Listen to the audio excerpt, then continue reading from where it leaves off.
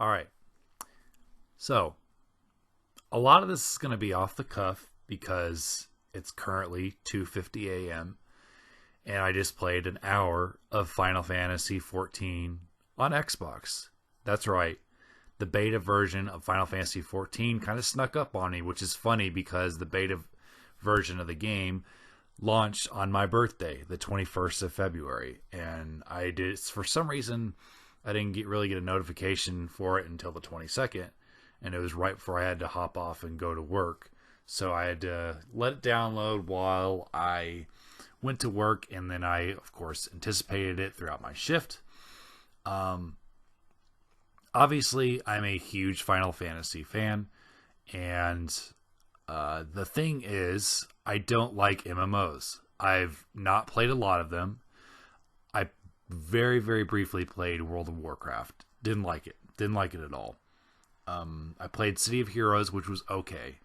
But the thing is, my thing with MMOs is the worlds just always felt so simplified and there wasn't a story. So even with Final Fantasy, I was hesitant to jump into the online games because the most important thing for a Final Fantasy game is a great story.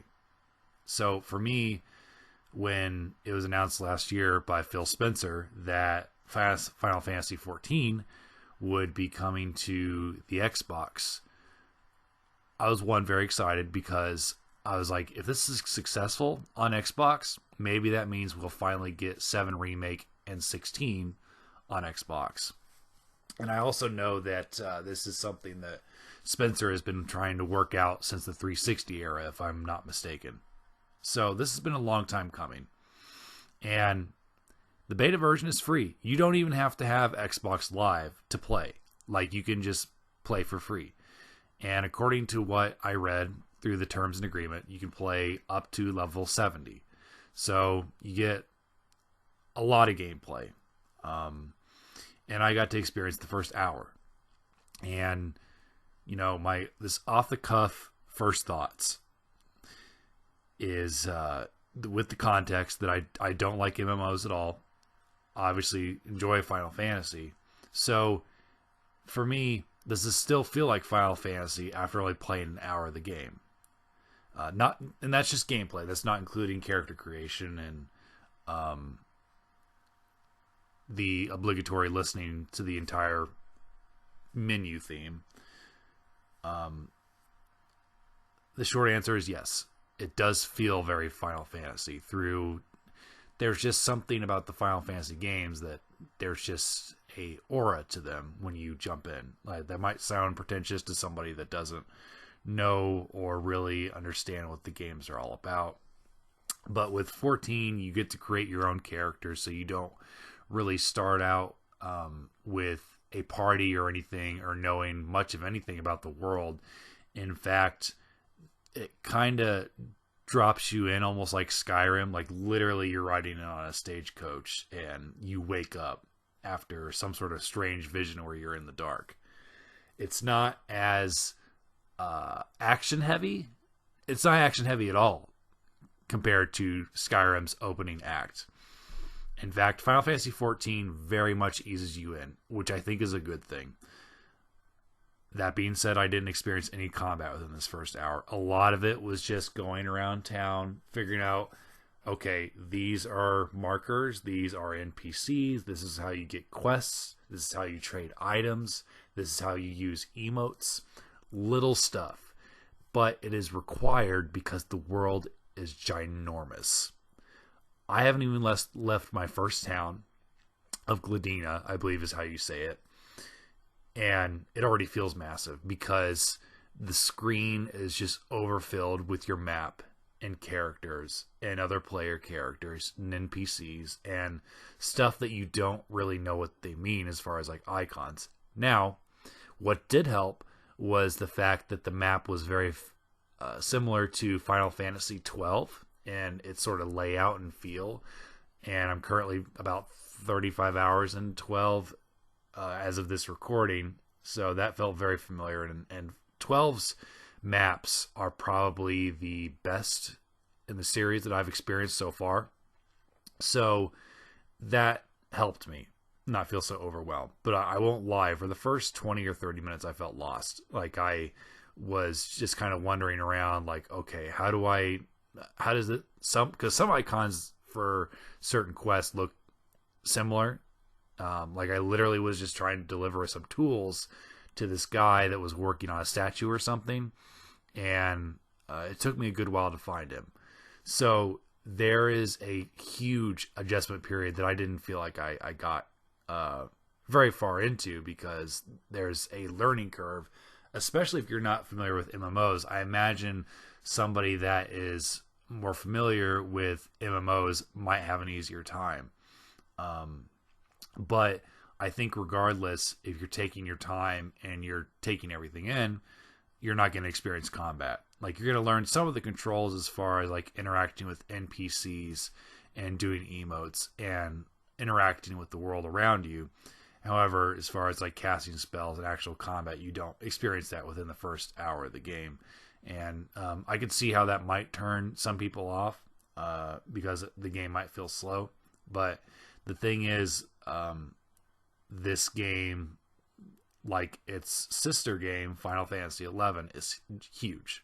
So I have no doubt that there's going to be awesome combat later on.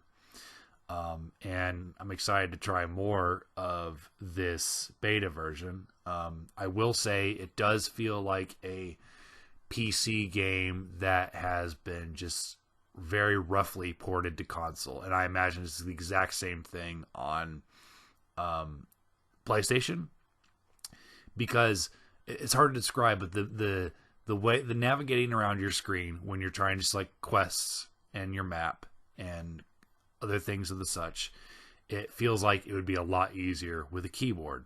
But with my Xbox controller, it took some getting used to.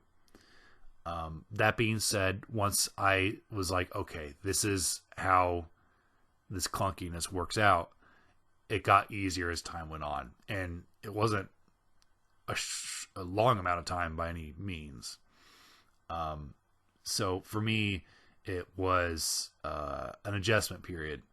But, you know, within the last 10 to 15 minutes, I felt like I was getting the hang of it. Like, I felt like I was navigating the world relatively well, and that I was beginning to enjoy myself. And the game is beautiful. Like, I really enjoy the colors and the scope, and just the layout. I think the game is at its strongest when there's not a lot going on screen. So there was like a central crystal that I had to go touch, and there were other players that were doing the same. And I wasn't surprised to see that many, because I mean the beta literally just launched.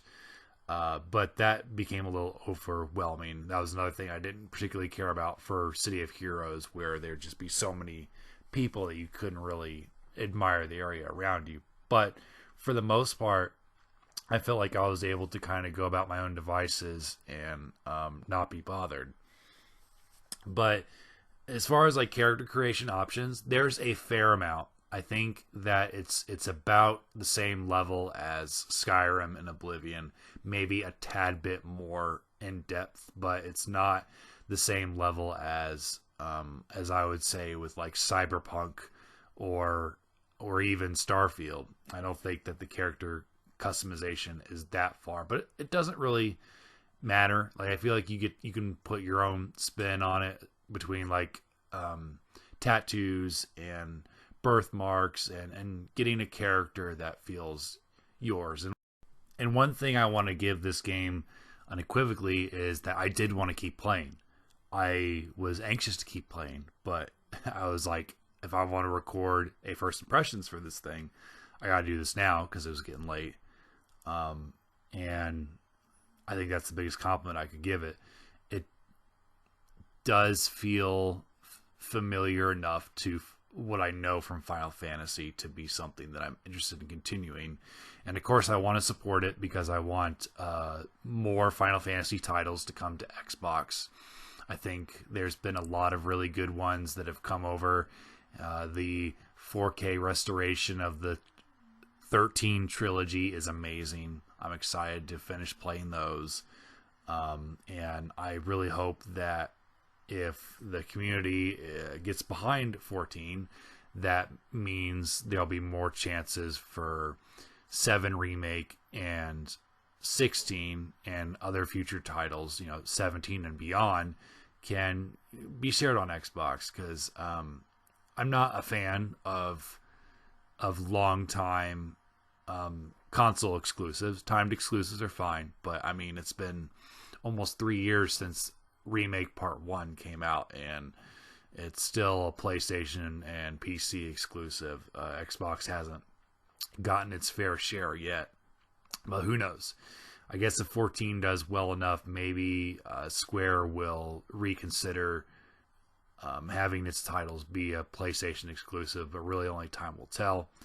I think as far as like what I'm looking forward to with Final Fantasy 14, that I know there's an expansion that includes Ivalice content, and I love the world of Ivalice. I have only played 30 hours of 12, and I don't say 30 hours too lightly, but I really enjoy the lore, the look, and the feel, and of course I love Vagrant Story as well. I just find that world so interesting.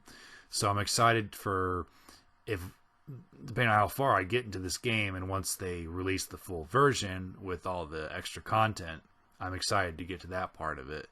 And who knows, this might be the thing that makes me get an Xbox subscription, because I'm not somebody that does Game Pass. The reason I'm on Xbox is because I have so many titles from the 360, Xbox One, and original Xbox era, is that it's worth the backwards compatibility for me, whereas PlayStation 4 and 5 doesn't go that far back.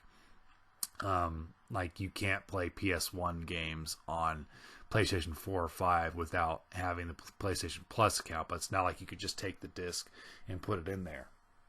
So that's why I've been pretty loyal to Xbox, because the games that I played in high school that I still own, I can still pop into my new Xbox and enjoy and get an even better experience, because they load faster. You get sharper graphics for these older rate games. And not that I'm knocking PlayStation. I think PlayStation clearly has better exclusives. And it would be great if both companies could share more often. But we'll just have to see what happens. I'm excited to dive more into 14, and once the beta really finishes and we get the full version of the game, I am going to stick with it through my free Xbox Gold trial, and then I'll see how I feel. Like, I only played an hour of it, like I said, and I was like, I could see myself enjoying this enough to where it might be worth having the membership, because I know the biggest difference with Xbox is that at least what they're saying right now, is that you have to have a 14 membership and a Xbox membership to play it live. Whereas I think, and somebody correct me if I'm wrong, that if you play it on PlayStation, you don't have to have a PS Plus. You just have to pay for the 14 membership. So I think it might end up being worth it, because I really like the vibe this game gives off. And I'm excited to continue with the beta regardless. So, I mean, if you have a chance to play it, and you're an Xbox fan, why not? It's free. You can try it for a little bit, and if you don't like it, you can delete it. It's not going to cost you anything right now. So give her a shot. Comment below. Let me know what you think. And I will see you on the next installment of Final Fantasy Survives.